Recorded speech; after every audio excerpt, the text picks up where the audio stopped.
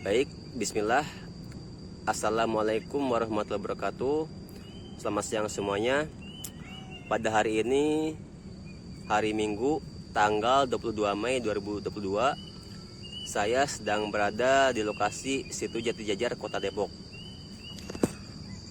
Saya akan mereview sebuah ekosistem,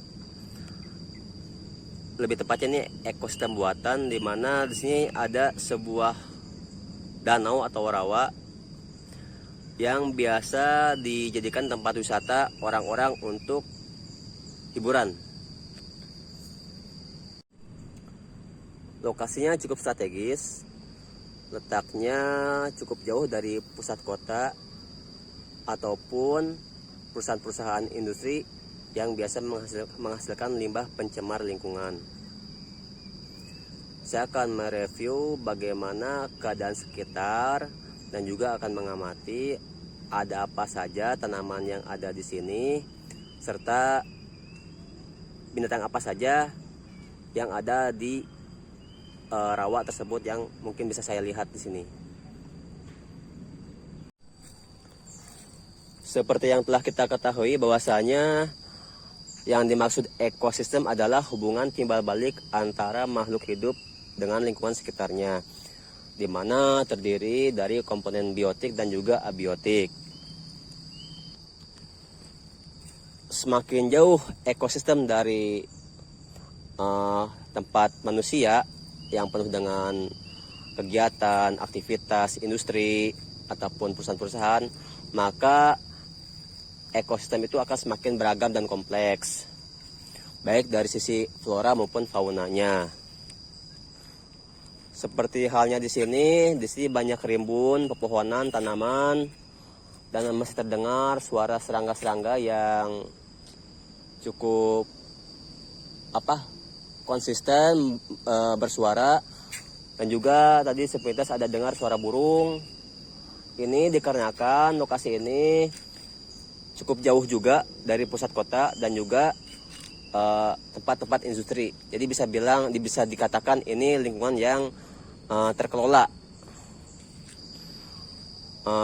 dengan baik, masih ada perhatian dengan floranya seperti ini, banyak tanaman-tanaman yang dilestarikan sehingga berbagai makhluk hidup masih bisa bertempat di sini. Seperti yang sudah dilihat, di sini masih banyak tanaman-tanaman, begitu rimbun, dan saya tidak tahu ini tanaman apa saja yang ada di sini. Apakah itu spesiesnya, apapun namanya. Ada pohon salak juga. Ada pohon-pohon yang cukup besar juga di sini. Nah, ini pohon apa? Tapi daunnya kecil-kecil kayak pohon lamtoro ini.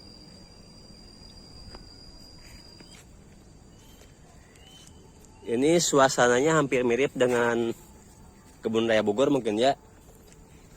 Cuman ini areanya luas juga di sini. Samping sebelah kiri saya banyak pohon salak. Nah, ini salah satu yang biasa saya kenal zaman dulu, ini daun kaca beling kalau tidak salah. Masih ada pakis juga. Tanaman-tanaman seperti ini jarang saya lihat di tempat pemukiman warga gitu. Kurang lebih seperti inilah suasananya. Pemandangan yang cukup bagus, hijau dengan rumputan dan tanaman-tanaman besar di kiri kanannya sekeliling rawa.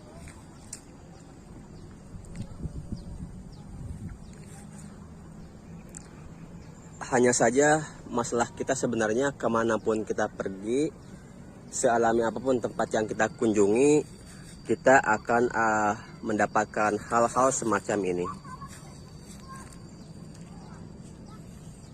Inilah kebiasaan buruk manusia yang sangat sulit dirubah. Bawa makanan ke tempat wisata dan bekasnya tidak mau dirapikan kembali, sehingga mengotori lingkungan yang ada di sini. Kita akan sisir apa saja binatang yang akan kita temukan. Yang jelas di sini tepatnya ikan berkembang biak ya. Ada capung juga itu berterbangan. Di sini akan pantau selain capung yang tadi kita lihat ada apa saja.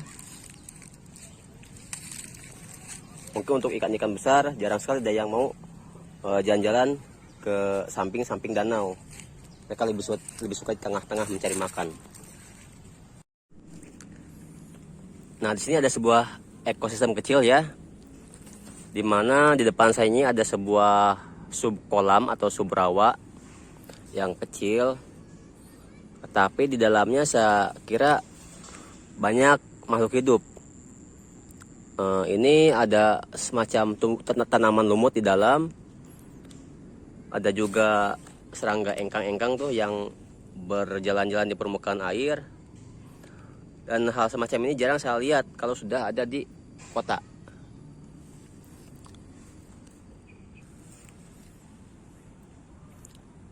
Ada capung juga.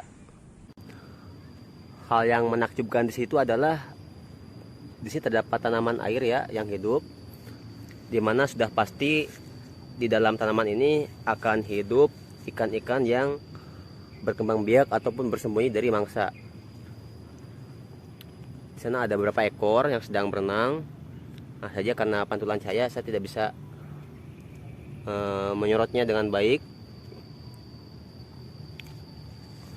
Dan inilah salah satu contoh ekosistem yang biasa kita temukan dalam pelajaran-pelajaran biologi, di mana ekosistem itu bisa ekosistem alami ataupun buatan. Dan ini salah satu ekosistem buatan, di mana dalamnya ada hal yang kompleks, ada tanaman air, ada ikan-ikan juga dan serangga yang hidup di permukaan air.